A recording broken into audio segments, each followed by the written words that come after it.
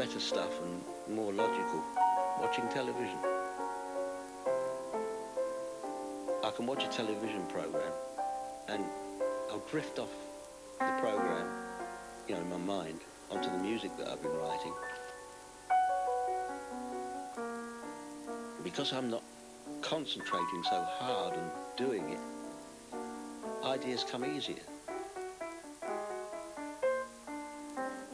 A lot of the stuff I've written has been done while I've been watching television. It really works. Stan Tracey is honest, forthright, funny, and music has been his salvation. There's nothing else that one could have imagined him doing that would have given him a stronger sense of himself. He's just someone for whom music is his manner of speech, and that's the way he expresses himself most eloquently.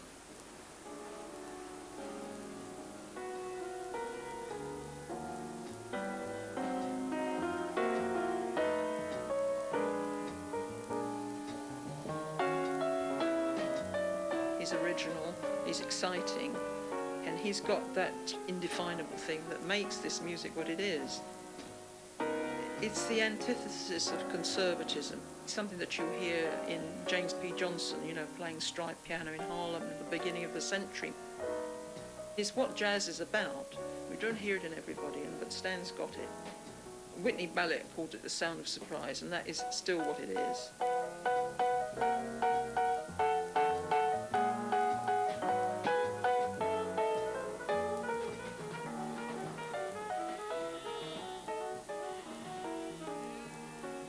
This program is about the making of an LP record.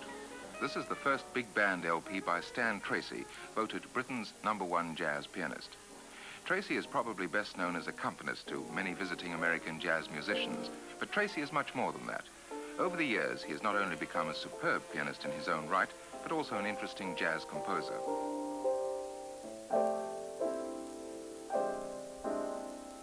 No one was more original, either in his piano playing or in his compositions and things, than Stan.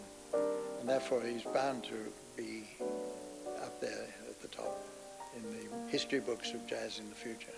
1, 2, 3.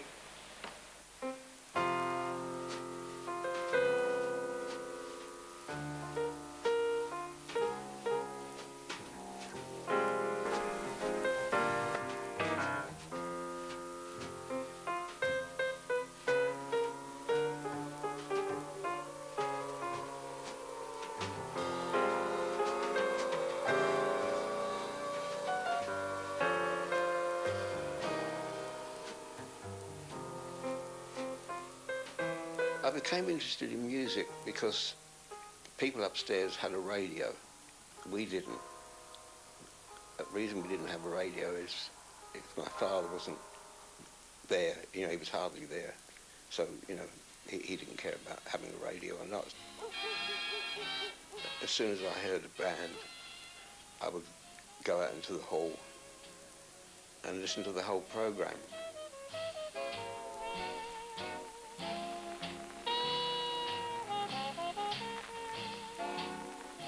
The son of my father's drinking friend had a combined radio and record player, and they had a record of Andy Kirk and his Clouds of Joy. I just got completely hung up. It was magic. The sound of that band, to my young ears, was just magic.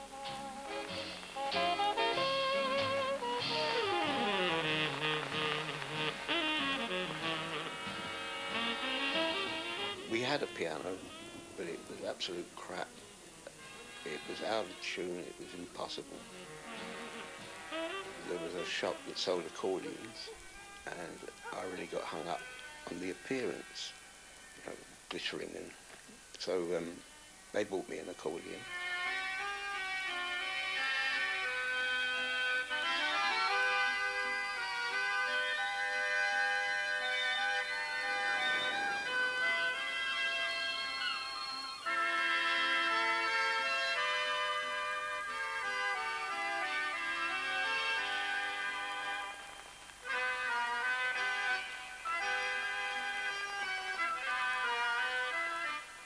During that period, I didn't see much of my father. He was a heavy drinker, and he was never there. He would get home about 2 in the morning, leave at 12 next afternoon, by which time I was in school. I would come home and I'd be in bed when he came home. Sunday he'd go out drinking all day. And on those occasions we went away on holiday, I'd be on the beach with my mother, he'd be in the pub. There was no father-son thing at all. So consequently, my mother and I were very close. At dawn, Londoners come oozing out of the ground, tired and red-eyed and sleepy. The fires are dying down.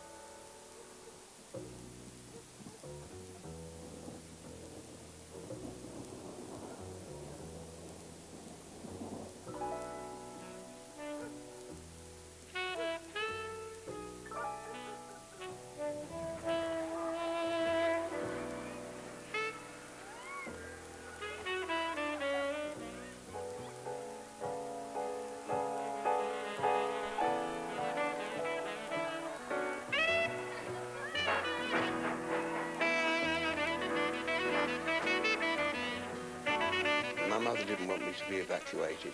Her philosophy was, you know, if we're going to go, we'll all go together. And I was quite happy with that. We had a great time.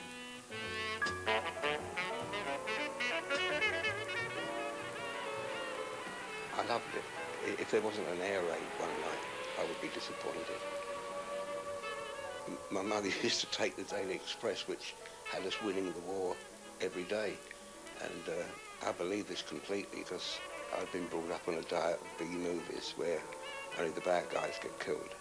And I was definitely a good guy.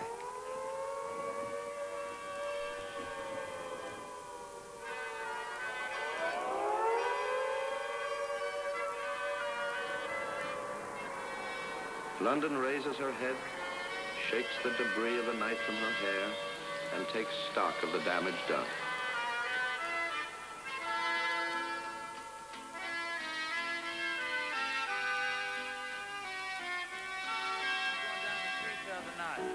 Oh, I wasn't going nowhere. I've been where I was going.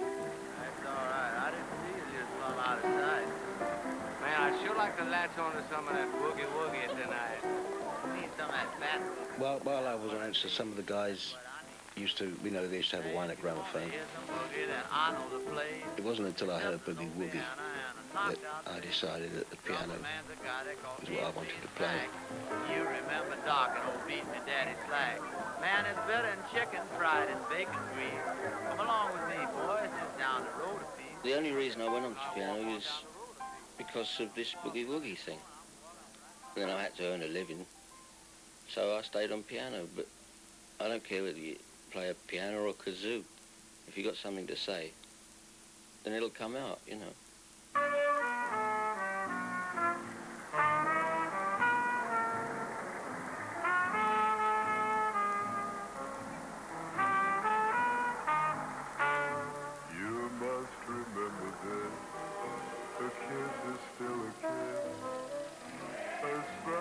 I started going to the movies before the war, and then during the war I saw masses of films, nearly all B movies. As time goes by. All the good guys survived and the bad guys got punished. And I thought life was like that. And it took me until I was about 20 to find out it wasn't.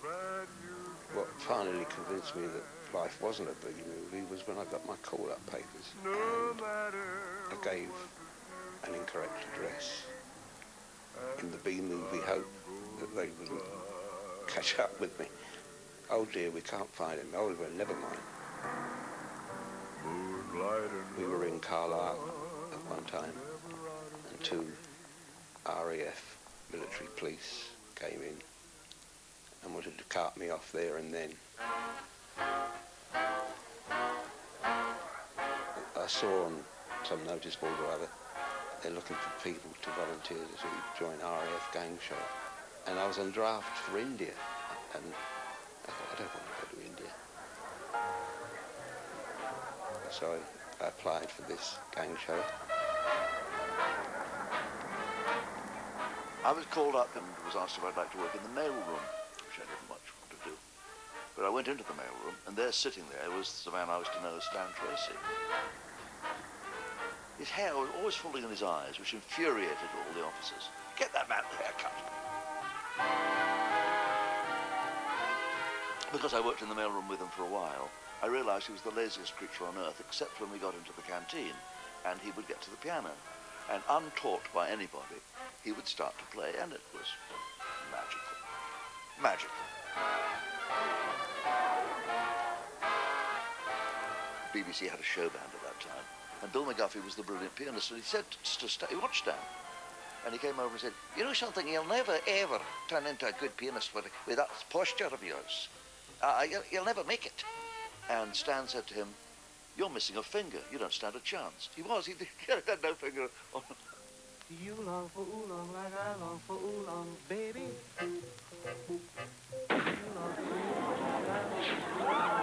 This is London. Tonight, London is a city of song and celebration and thanksgiving. Can you imagine me when you are like me? And after you were demobbed, where did you get your first steady job? That was at the Paramount Tottenham Court Road with the Melfi Trio. And I would play accordion again, and we'd play some terrible rubbish. I wish you could see it. During that period, they decided to have a bop night on one of the nights, and it fell to me to organise a bop group.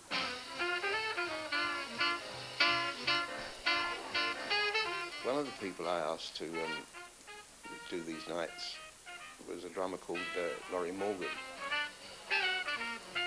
He eventually persuaded me to leave Melfi and go out into the big wide jazz world. And I formed a quintet, and that really was my first official jazz gig.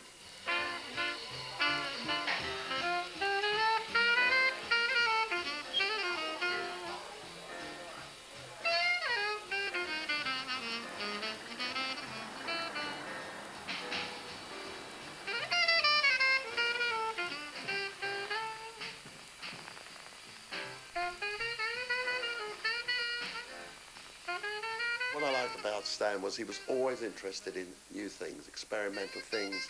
He lent himself to anything that could be away from the main hackneyed way. He gave himself willingly to all new things. I said to Stan, I believe your talent at the piano is so prodigious it'll take you around the world. And he had hysterics, laughing. It'll take me around the world. He ran around telling people. Yeah, that amused him greatly.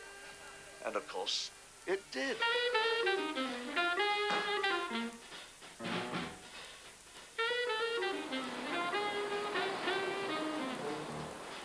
Romance without finance is a nuisance. But definitely. Baby, you know I need me some gold. Romance without finance just don't make sense. You know, we were hungry to hear the people we'd been listening to on records. You know, we wanted to hear them live. And the only way you could do that was to go on the Queen Mary or one of the other boats. It ain't no joke to be stone broke. Baby, you know I ain't lying when I say it's 5 days out to New York, 2 days in port, and then back again.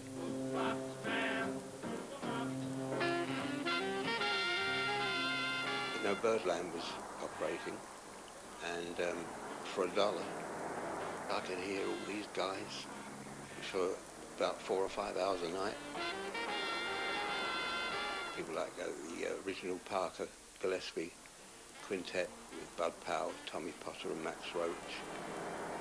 I also heard Monk at that time, Miles Davis, everybody who was on the scene at that time. It was just a feast, it really was.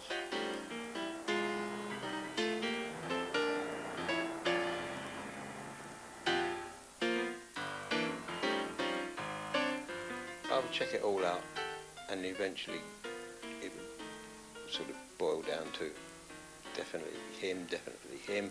Who exactly did it boil down to? Monk and Ellington.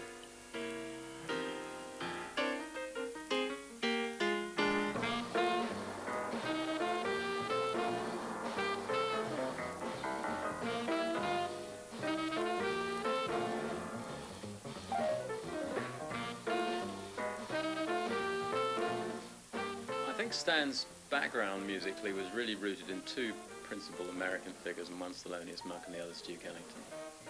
You might say that Thelonious Monk was more of an influence on his playing and Duke Ellington more on his composition. People used to say then that he was a sort of a poor man's Thelonious Monk. The only similarity between Stan and Thelonious Monk that has any validity is the fact that both of them played the piano as if they'd only just discovered it.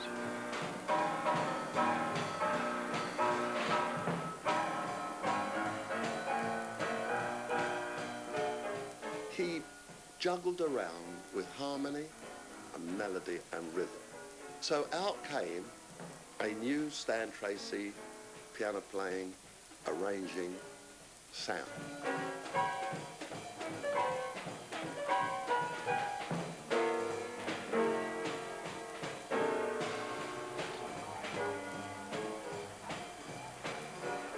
Bebop was an entirely new music for this country. It was not well received at first because people's ears weren't adjusted to what was going on. They were used to something simpler.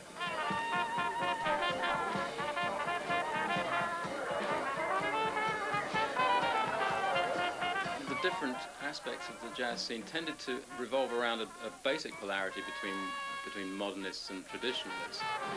The tradies were scornful of our music as we were of theirs.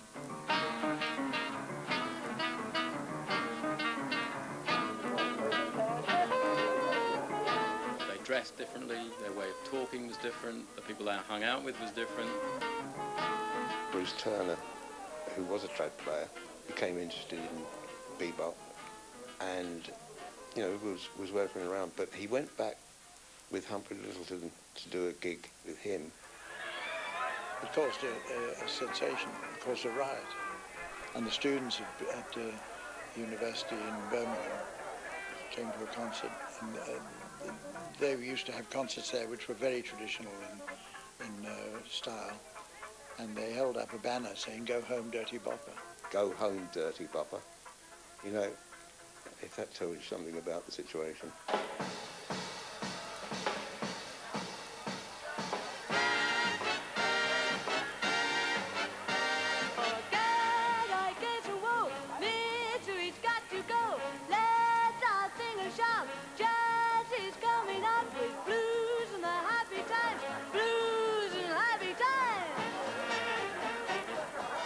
Must have been a genuine scene going. There was a tremendous scene out. The West End was dotted with clubs. There were sort of near beer joints. You could go after midnight where you would go and play, you know, till 4 or 5 in the morning.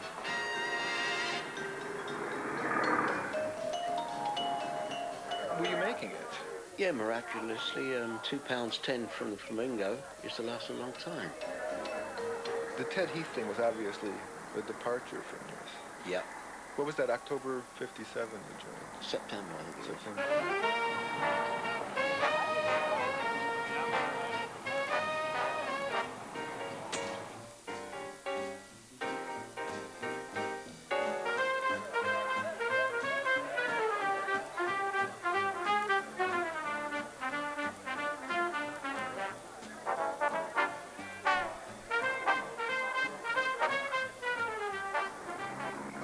joined Ted Heath for the money.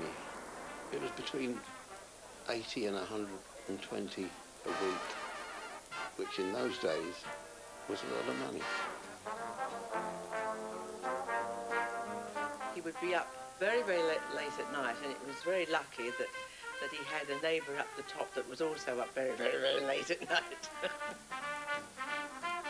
You could hear him laboriously hitting these chords on the piano over and again ad nauseum, and then getting them wrong and then putting them right again, you know. And I think if I'd have not been a musician, I might have phoned the police myself. And I would lie there, singing a bit of the tune, and then go, "Get on with it, Stan. God's sake, get on with it, Stan." And eventually he did.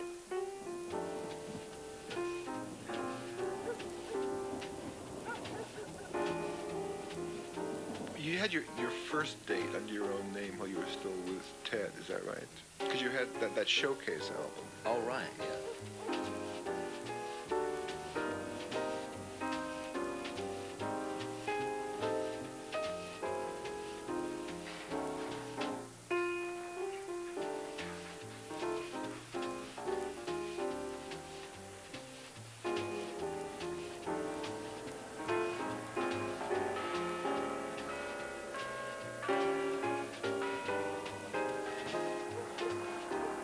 I moved into the flat underneath him.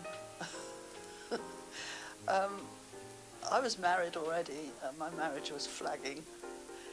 During that time, Stan arrived back from America, he'd just on a tour, and he left his keys, and I opened the door to him, and that's how we met.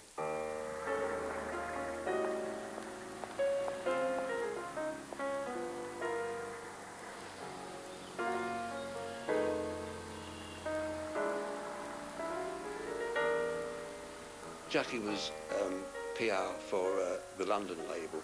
She had her own office in Hanover Square, and she was bringing over people like Jerry Lee Lewis, Pat Boone, Slim Whitman, all those people who were on the London label.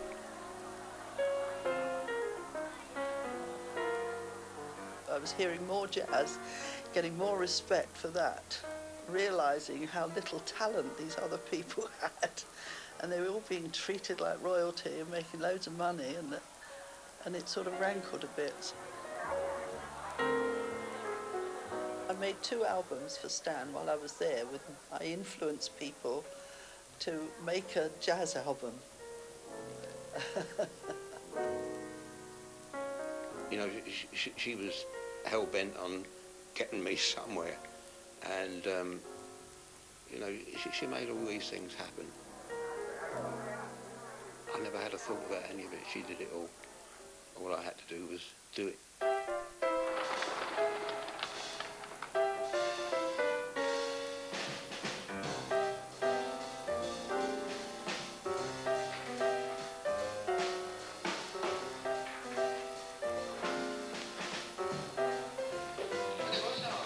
Yeah, okay, wait a minute.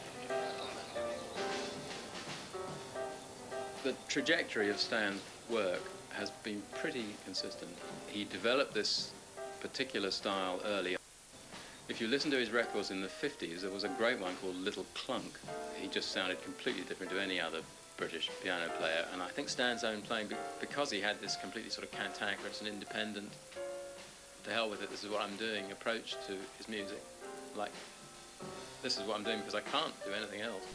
Even though he wasn't a confident person, that had a confidence about it, a drive and a purposefulness about it that was very infectious, I think. And, you know, he sounded like someone who could hold his own on any scene in the world, even by the middle to late 50s.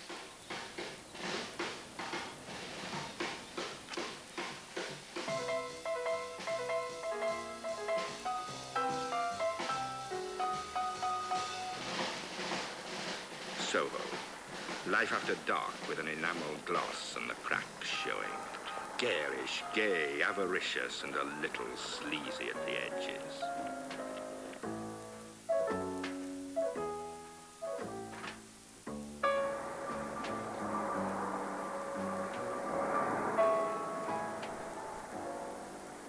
The scene in Soho at that time was in uproar. There was so much going on. it was madness every night, and I was a willing participant. Loved it, like Christmas every day. You know, it was a big party.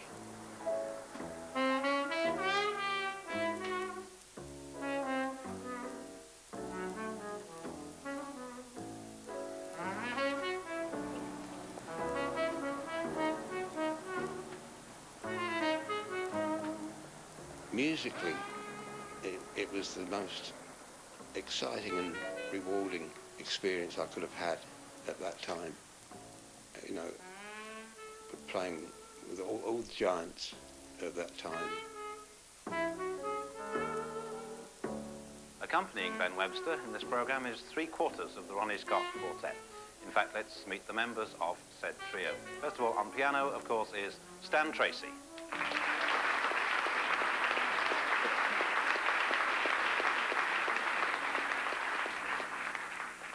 I think he was the piano player of choice, really. If you wanted somebody who had a kind of New York edge that was in England, he was the one that Ben Webster wanted to play with, or Sonny Rollins wanted to play with, or, you know, any of these great titans of the music.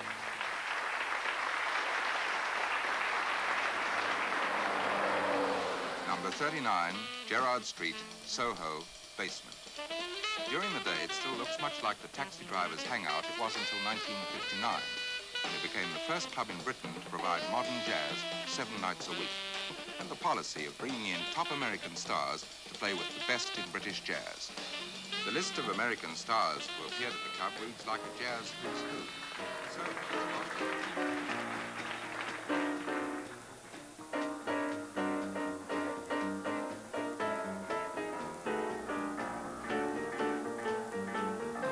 If you went into Ronnie Scott's, you saw Stan Tracey. You probably saw Stan Tracey more often than you saw Ronnie Scott. He was always on the bandstand. I mean, you know, people thought he lived there. They didn't know that he actually had a home to go to.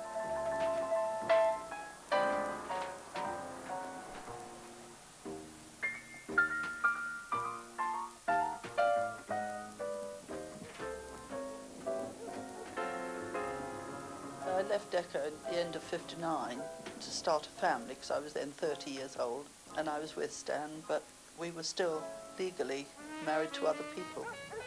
I warned my mother I was going to become pregnant, even though I'm not yet married. I became pregnant, and by the end of that year our other divorces were through, so we were able to get married Christmas Eve 1960, and Stan went to Ronnie's and worked the same night.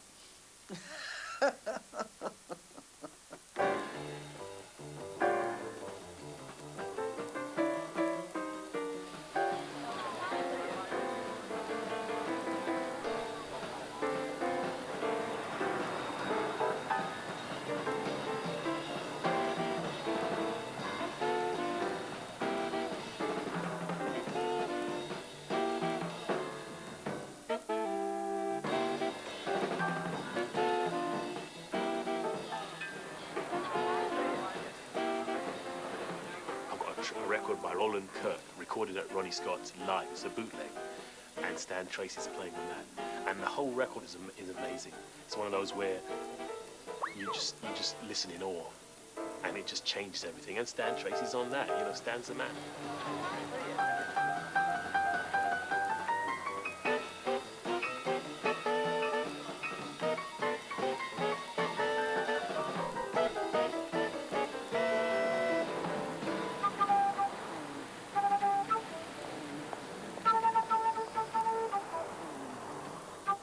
He's a wild man. He had tremendous energy. You had to keep up with him. He just went.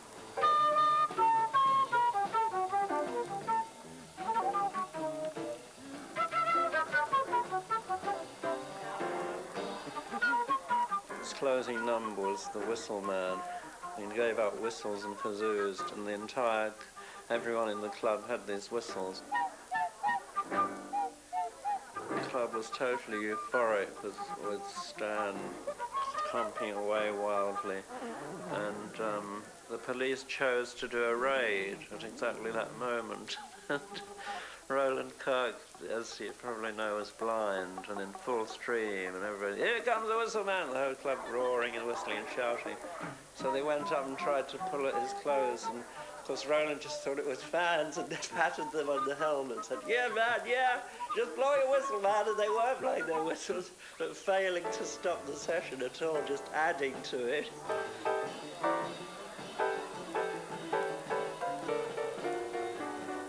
The importance of the music was the joy of playing it, you know, night after night with different people, you know, different guests that were coming over. It was just a sheer joy of making music, and that's all there was.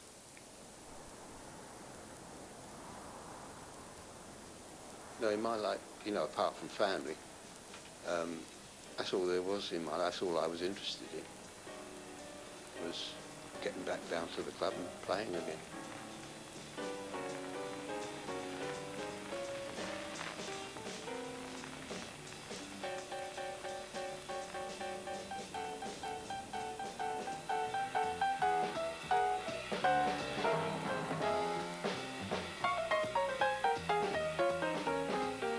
Somebody said to me, who is this pianist?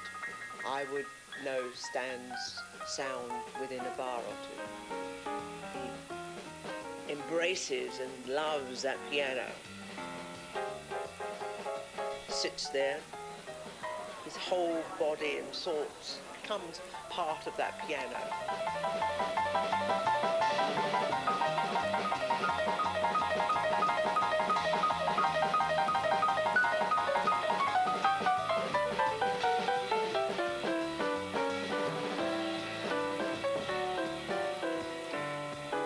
Try to pull him away from it, it would be a very difficult thing, and certainly until he's given birth to whatever he's creating there. And that's Stan.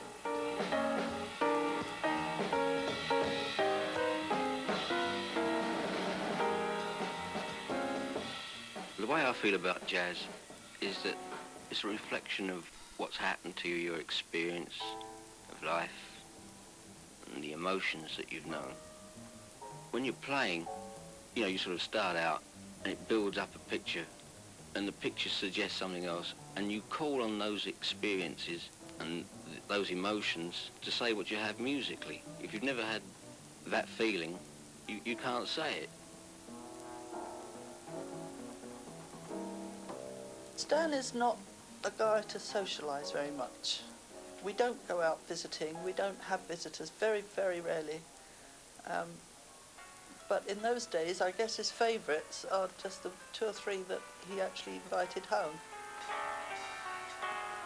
There were some that he got on extremely well with, and others who just came and did the gig and went off again. 1 or 2 had big chips on their shoulders, and he learned to deal with that and battle it out musically.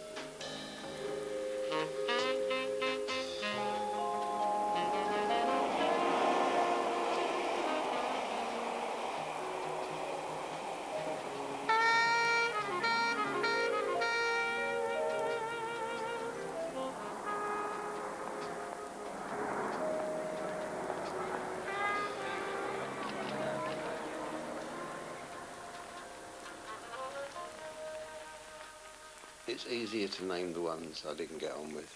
They used to try and shit on us a bit, but I found the trick was to throw the shit back, and it worked.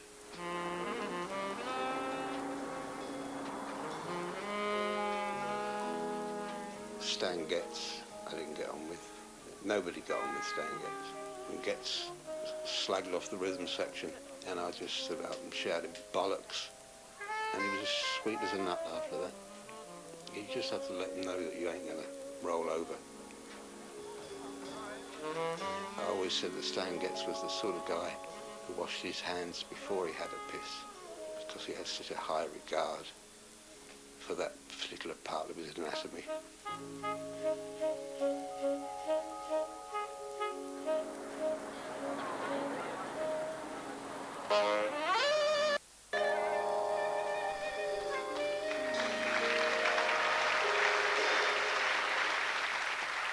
Which of those players did you feel happiest with? Well, there were several I felt very happy with, but the one that stands out is Sonny Rollins for his inventiveness, you know, night after night. Tremendous.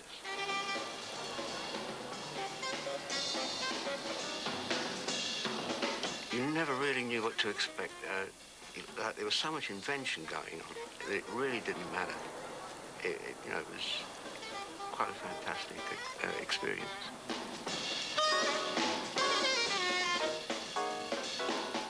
That was my first experience in England, playing at Ronnie Scott's.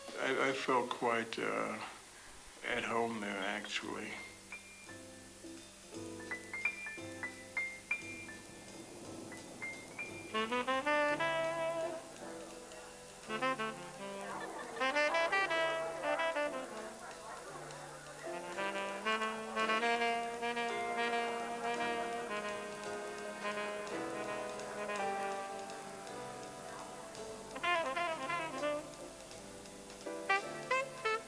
When we did Alfie, he turned up with a half sheet of manuscript for each player. I think it was a sextet, something like that. And with just the Alfie theme. Everybody had that input, and you know, the result was good.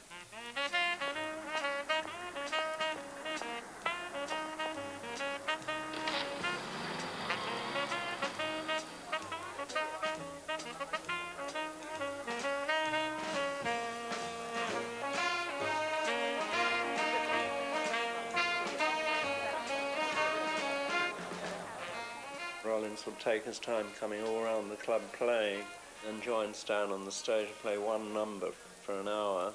Fantastic playing. Rollins always used to turn round to the audience and say, "Do you know how great this man is?"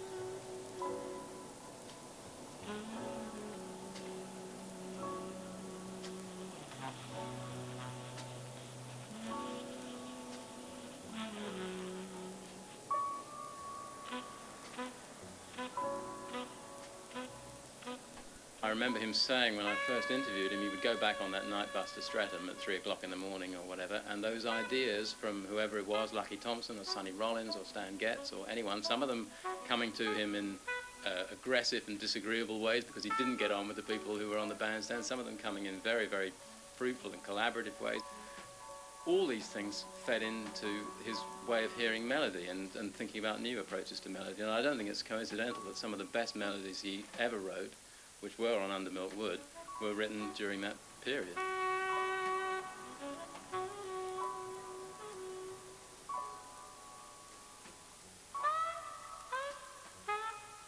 The balance between the quality of the composition and the quality of the playing, particularly with him and Bobby Wellins, was really on a plane of its own.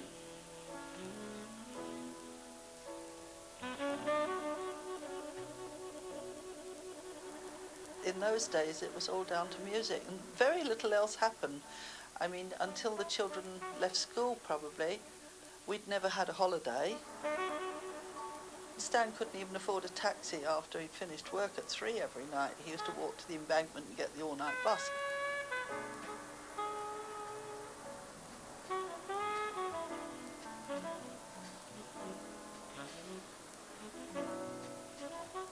It was during that period that I wrote Undermilk Woods, and that was largely written on the bus and just corrections, you know, next day.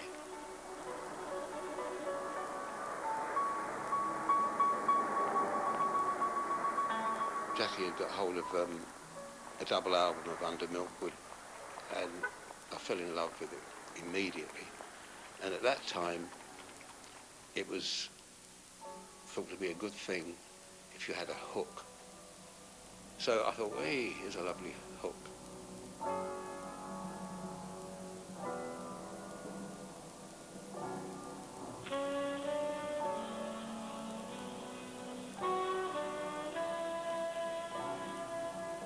During that time, we just laid it all down and did it, and when it was released, I don't think a jazz record at that time had such publicity.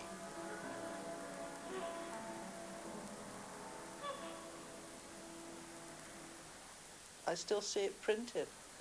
This album really put British jazz on the map in 1965. Full moon, reflection.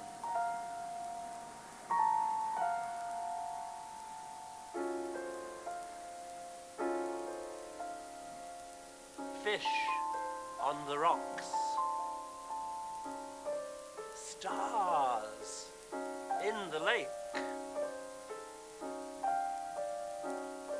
Oh, why must so many stars fade? Creatures kill. Hearts ache. And lastly, very romantic, soliloquy in the forest, shades of night, goblins, and all the creatures that were chucked out of Disneyland.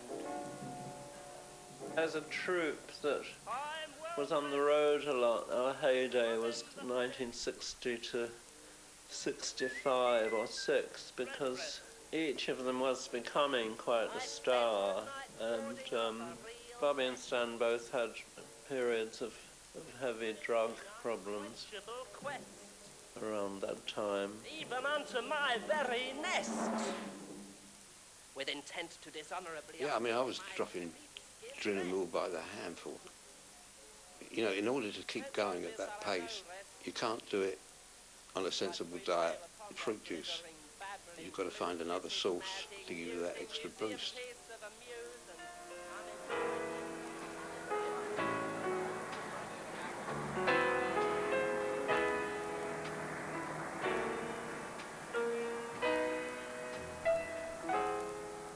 I progressed from handfuls of Drinamil and Dexedrine to cocaine, and like one night, the guy I used to get the coke from didn't have any coke, but he said, I've got some pulse, which is heroin. So I said, well, you just crush it up, chop it up, snort it. I thought, here we go. The feeling I got from that was unstoppable force, you know, bring away you go. And then one day I noticed that when I got up, I was tired, really tired. But when I had a snort of horse, I felt normal. You know, you don't get a buzz anymore, you just feel normal.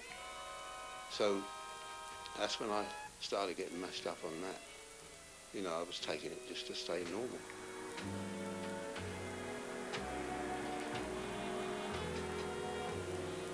I didn't know really what was going on at Ronnie's. He's very good at keeping a secret as well. He was sort of only half a person. He wasn't really alive. He was looking very drained, and it just showed. He was killing himself, but he loved every minute of it. He was never unhappy. He was happy at night in the club. During the day, he was just a sad, tired man.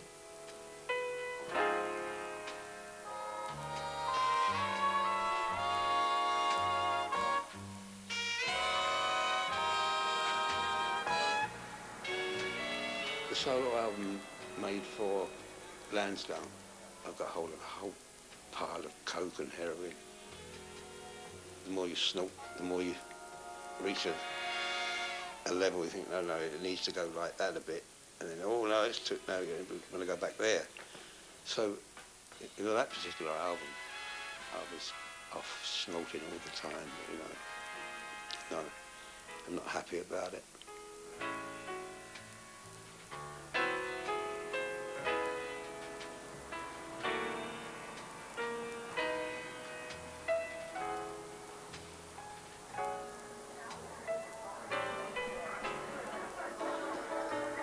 One week I owed all my wages and I had to pay the guy.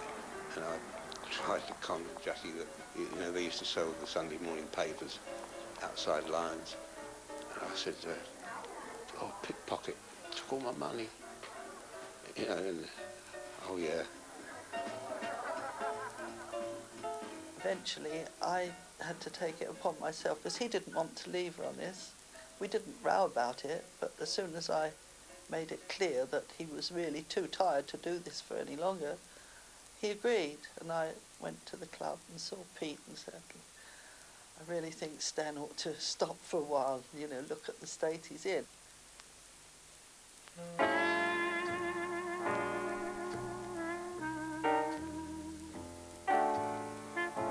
The way you give up heroin is not by somebody saying, come on old man, pull yourself together, you should do this or that. It's not by people giving you advice or warning you. You just have to get sick of yourself in order to do it. Look at you, you know, what are you doing? And I just got disgusted with what I'd turned into. And from that day, I never felt any desire to take it again. But physically, it took me about 2 years to recover from everything I've been doing.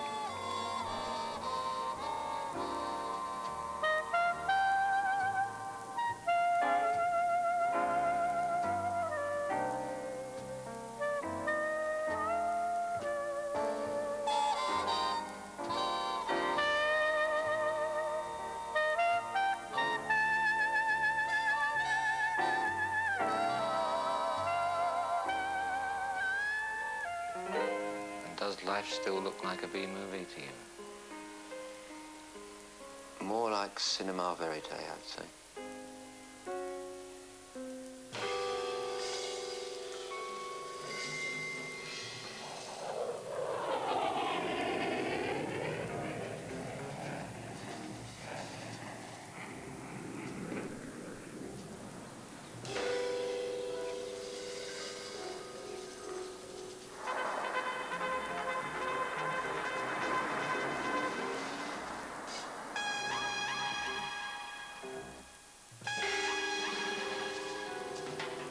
The 70s was a tough period. That was one of the great troughs for me.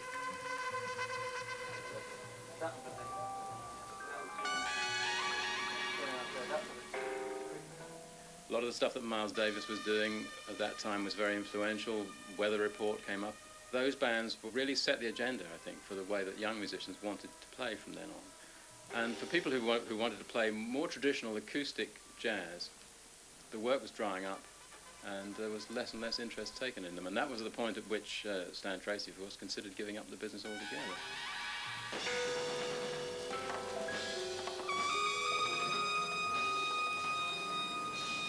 We had to go to a tribunal because we had a gas bill and we hadn't any way of paying it. So we went and thought we would try and get some help that way. And they didn't want to know.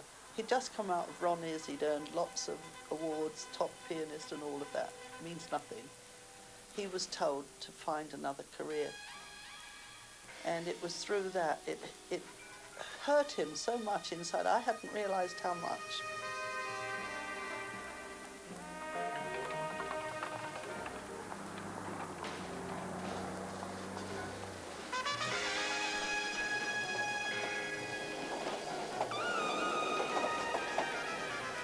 I found a letter and I picked it up and asked what it was.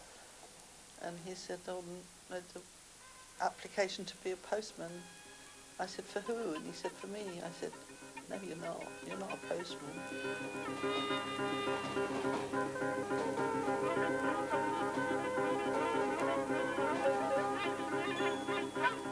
He wouldn't have been happy. He'd have been so unhappy doing that.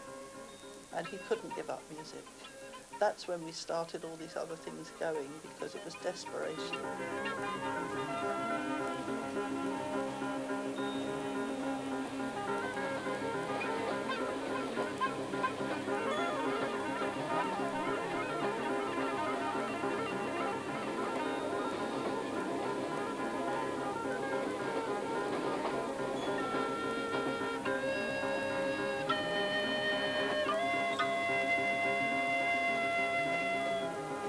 At the beginning of the 70s, when he thought about quitting, a lot of younger musicians really rallied round him. This was the generation that included John Sermon, Keith Tippett, another piano player, the saxophonist Mike Osborne. They were the kind of cutting-edge players of that time, the younger generation. And they knew what Stan had done. And he started to play with them. So from thinking he was going to get out of the business altogether, he suddenly found there were all these ways of making jazz that he hadn't thought about before.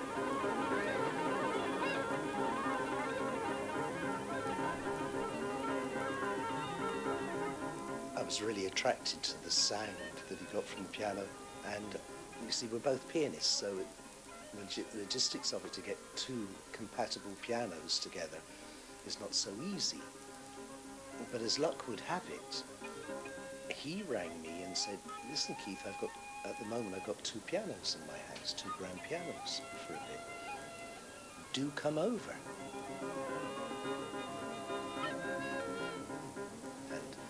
Went into his front room, and without speaking, we sat down and played for 45 minutes. I remember this very clearly. And we finished, and it was amazing. And we looked up at each other, smiled, and said, let's do it.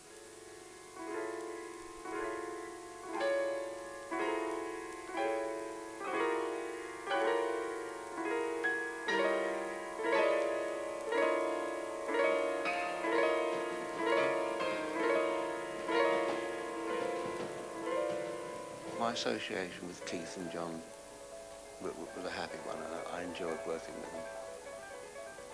I got on fine with them, socially and musically. But there was always a little part of me that wasn't absolutely confident about what I was doing. You know, I didn't have that rhythm section crutch to ride on. It was a whole different approach. And at times I did feel, am I doing this right?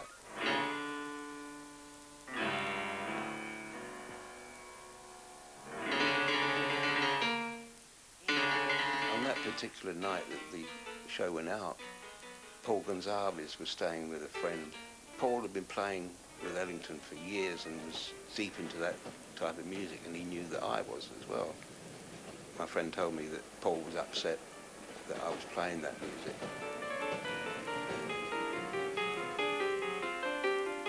And he went to bed and died. The last music he heard was me playing music that he didn't like. Not a nice way to go.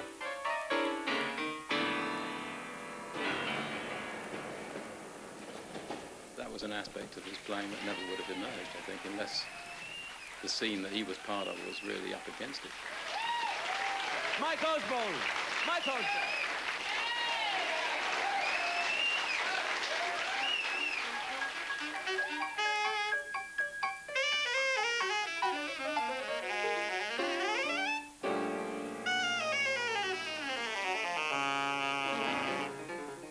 I expect that he probably found some aspects of free music interesting as a way of discovering new melodic ideas, maybe.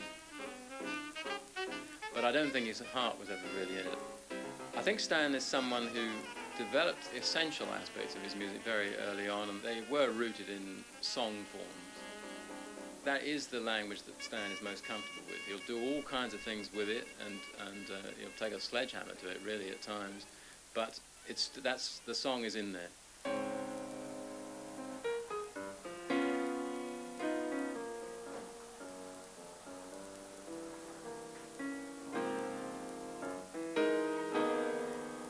Stan Tracey had spent much of the early 70s vexed by underemployment and the limitations of free jazz. If you want to earn less than you've been earning, go into free music. You know, you thought playing bebop was giving you a hard time to earn a living. You play free music, you're going to have a harder time. Oh, let us see another day. Bless us this night, I pray. And to the sun we all will bow. I think you should be also aware of the value of space. Okay, now I'll do the same thing again, using more space. Here we go.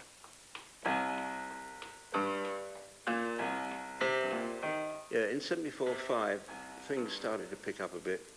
We got Under Milkwood into production with Donald Houston, and for about 2 years we toured around with that package, and it was very successful, and other things came off the back of that, and things brightened up considerably. I think he returned to create a music that was a sharper, more defined, pared down version of the things that he had done before, but it still sounded in orchestral forms more like the Count Basie band than Duke Ellington to me, even though a lot of his harmony ideas are taken from Ellington. But Stan loves slamming riffs and big, powerful, punchy sounds, the way he uses the reeds and brass against each other and things like that.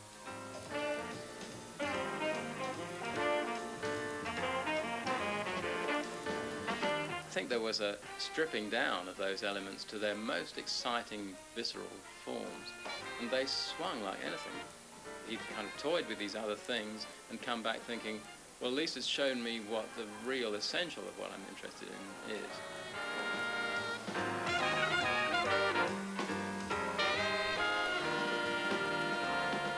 The period of writing is self-doubt, pain, putting yourself down. But when it's all over, it feels good.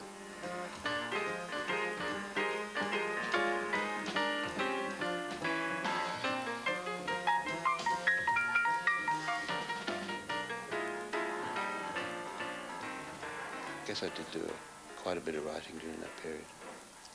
Maybe it's just that, well, I wasn't working so much, so I wouldn't have had time to do the writing.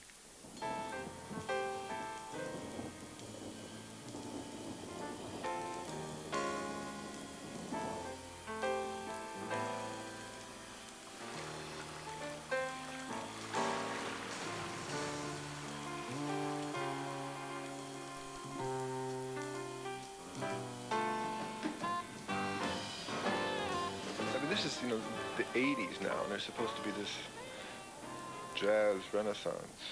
I shudder every time I hear that. Because whenever I hear that jazz is coming back into popularity, I know the phone isn't going to ring. Somebody starts the rumour, people who know nothing about it say, yeah, jazz is happening again. It's only happening with the mouth. It's not happening in real life. You know, I've lived through a lot of jazz is happening again periods, and it doesn't. It's sort of kept at a even keel all the way.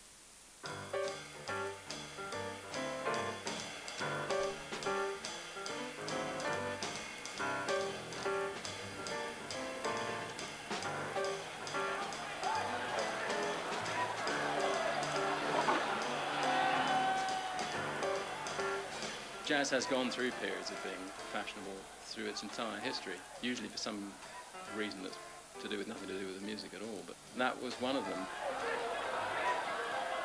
But I think it did have a lasting effect because you know, a lot of fantastic players came up in that period. To some extent it sidelined some of the older players. I know for a fact that Stan Tracey and John Dankers and people like that, I mean the Masters and Humphrey Littleton, they weren't threatened by it because all they do is help you. Stan even gave me his music, you know, to play. I mean, how much more generous can you be? It's amazing.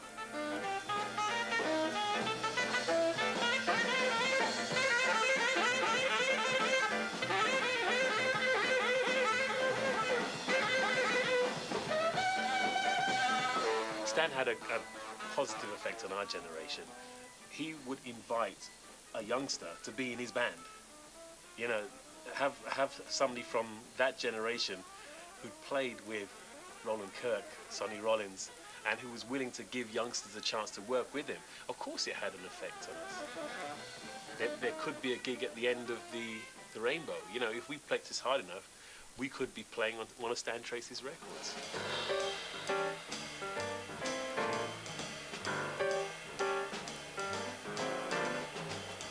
13, I took up drums.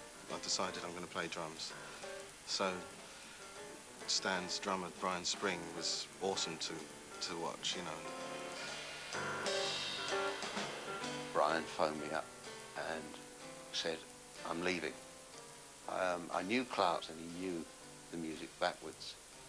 So I said, okay, you're working tomorrow night at the 100 Club with the Octet. And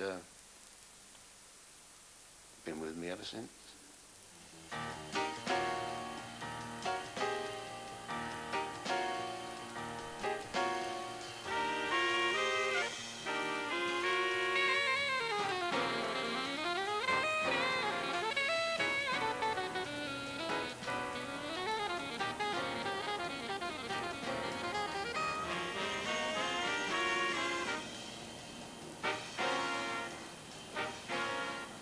Perhaps it's a characteristic of the postmodern era that you go through a period of neglect and then you become legendary.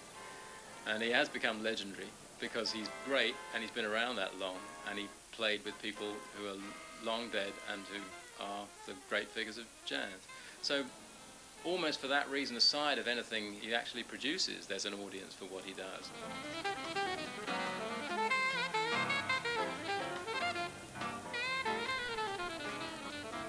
And tonight, one of the world's leading jazz pianists and composers, Stan Tracey, has taken the opportunity to assemble his big band for a tribute to a legendary jazz figure. Indeed, some might say he's weathered bleak periods in his long career when he considered giving up music altogether, but he continued to tour and record, and his contribution to British jazz has been recognised by awards ranging from the OBE to Wire's Best Composer of the Year in 1984.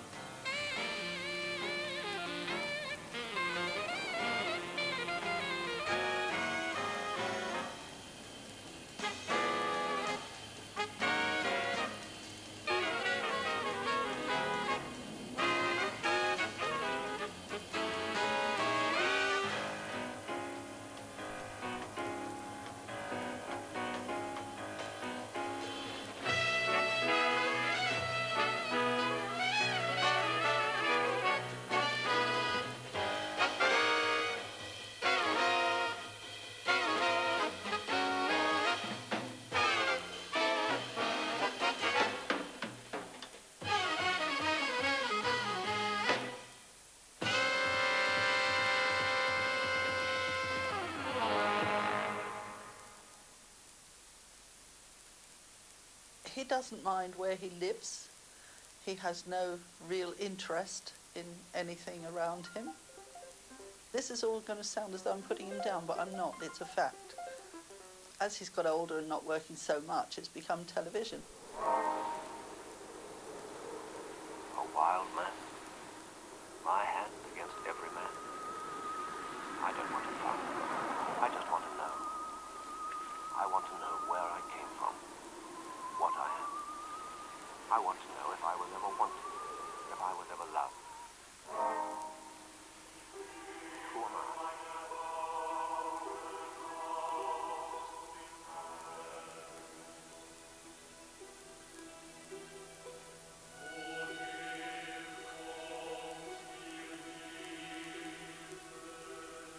I have to be honest and say I don't have any thoughts anymore about the state of jazz. I just do my thing when I'm able to, and I'm happy doing that. I don't work as much as I used to. A lot of the venues that are available either have bad pianos and pay very little money, or both. And I'm done playing uprights, suffering on a bad piano for very small money. I don't have to do that anymore. So when I work, the conditions are good and the money's right, and okay, maybe it's not so often, that's fine by me.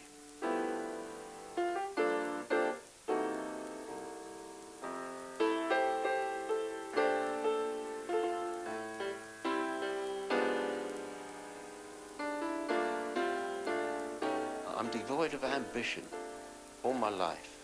I'm not one for sitting down and thinking, what project can I get involved in now? I can't do that. I'm useless. Most of the things he's done have been things that come about because we've talked about something. I've met somebody, I've thought of something, I suggest something to him, and then I'll push it through. If he likes it, he'll go along with it. If he doesn't, he won't.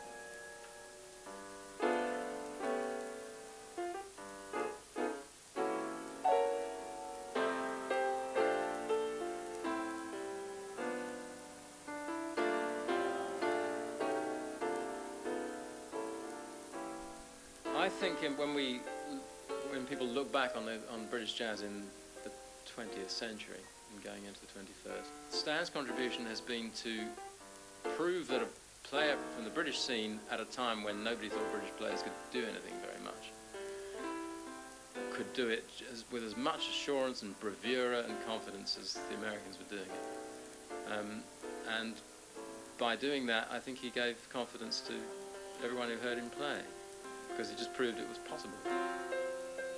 Even though he underestimates himself, that shouldn't be a basis for other people underestimating what he's done.